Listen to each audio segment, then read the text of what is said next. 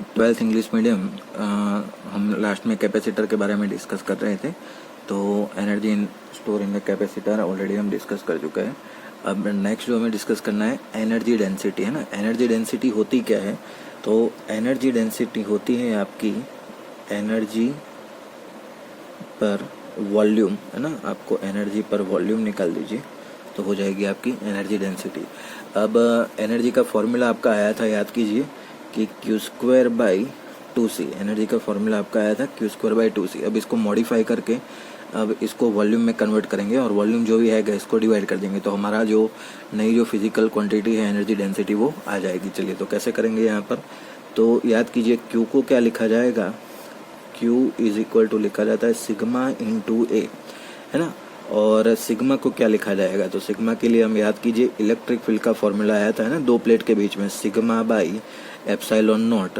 So sigma is equal to epsilon naught into electric field E, ऐसे आप लिख सकते हैं। तो चलिए सिग्मा के बदले पुट कर देते हैं epsilon naught into E into A. तो क्यू का एक फॉर्मूला बन गया epsilon naught E into A. तो चलो यहाँ पर रख दीजिए, है ना। तो एप्सिलॉन नॉट ई ए का होल स्क्वायर डिवाइड बाई 2, सी को हम लिखते थे epsilon not a by D, याद कीजिए, है ना। चलिए तो क्या क्या कैंसिल हो जाएगा बताइए। एप्सिलॉन नॉट का स्क्वायर है तो आपका एक एप्सिलॉन नॉट कट हो जाएगा। चलिए एक बार सिंप्लीफाई कर देते हैं, उसके बाद एक स्टेप बढ़ा देते हैं। चलिए तो epsilon not square E square A square divide by 2 epsilon not A multiply by D ऊपर आ जाएगा। चलिए एक एप्सिलॉन नॉट कैंसिल हो गया, ए से ए कैंसिल हो गया, तो आपका आंसर है 1/2 epsilon naught E square into A D. ये हो गई। ए डी को हम क्या मानते हैं, वॉल्यूम मानते हैं, एरिया इंटू डिस्टेंशियल लेंथ। तो मतलब क्या हो जाएगा आपका, ये पार्ट आपका वॉल्यूम है तो इसको क्या करेंगे, डिवाइड में ले आएंगे। तो U by A D is equal to 1/2 epsilon naught E square, है ना। जैसे देखो यहाँ पर क्या हुआ, एनर्जी डिवाइड बाई वॉल्यूम हो गया, तो आपका आंसर है 1/2 एप्सिलॉन नॉट ई स्क्वायर। तो इसको हम क्या कहते हैं, एनर्जी डेंसिटी। तो ये हमारा नया फिजिकल क्वांटिटी जनरेट हुआ, एनर्जी डेंसिटी। ये इलेक्ट्रिकल एनर्जी डेंसिटी है। वैसे ही हम 5th चैप्टर में एक बार देखेंगे मैग्नेटिक डेंसिटी, है ना। तो मैग्नेटिक एनर्जी डेंसिटी। चलिए नेक्स्ट टॉपिक आपका चार्ज डिस्ट्रीब्यूशन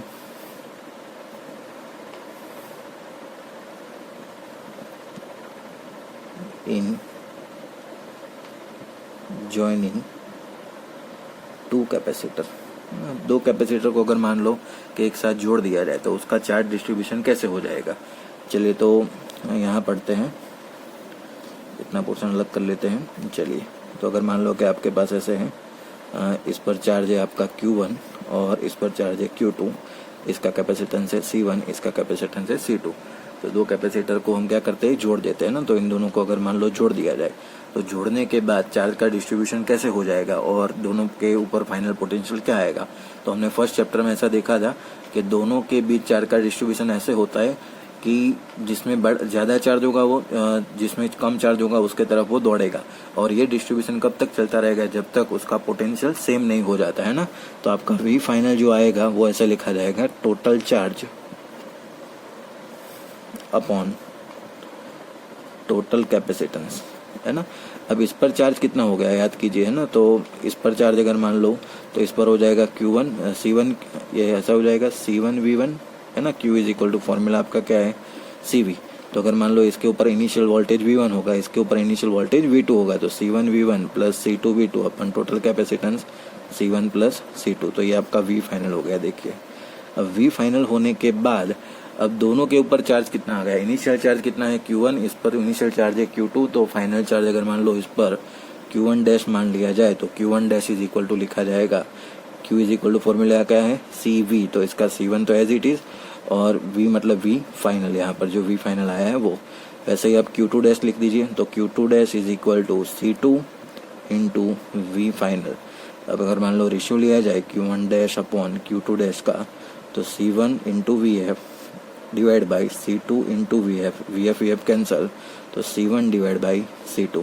तो आपका चार्ज डिस्ट्रीब्यूशन है वो कैपेसिटर के मतलब कैपेसिटर के कैपेसिटेंस के प्रोपोर्शनल होता है ना। ये MCQ के लिए आपको याद रखना है। चलिए अब क्या करते हैं, अब कुछ न्यूमेरिकल मैं आपको देता हूँ सीरीज पैरेलल के, क्योंकि इसके बाद का जो एनर्जी का जैसे डिवाइड होती है, एनर्जी क्या होती है, हीट एनर्जी में कैसे लॉस होता है ना, ये सारी चीज़ें पढ़नी है। तो उससे पहले हम क्या करते हैं कि सीरीज पैरेलल के कुछ और न्यूमेरिकल प्रैक्टिस करते हैं। तो नंबर 2,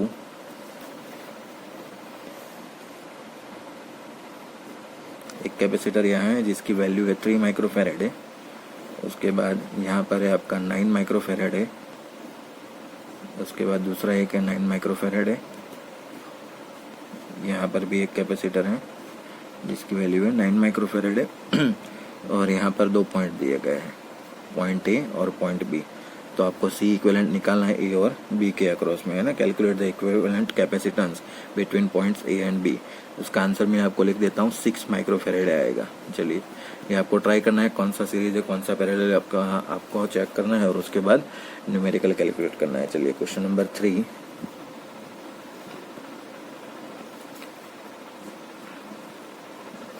एक कैपेसिटर यहाँ है C1, इसकी वैल्यू है C2,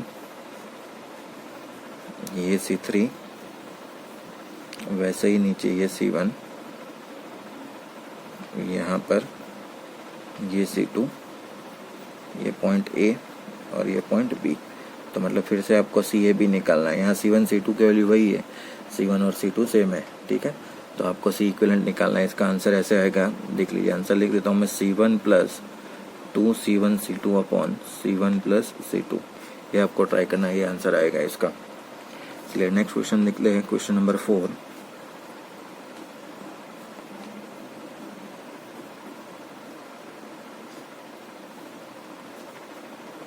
another capacitor and same network continue, ऐसे।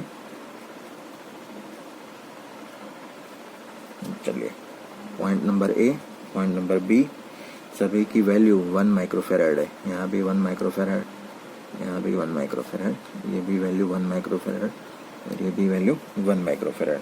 तो आपको आंसर लाना है CAB, ए और बी के इक्विवेलेंट। तो उसका आंसर आएगा 0.5 माइक्रोफेरेड, है ना। आपको आंसर डायरेक्ट बता रहा हूँ मैं आपको, तो आपको ये सॉल्व करके ये आंसर लाना है। आप घर पे ट्राई कीजिए, अगर कुछ भी प्रॉब्लम है तो कांटेक्ट कीजिए।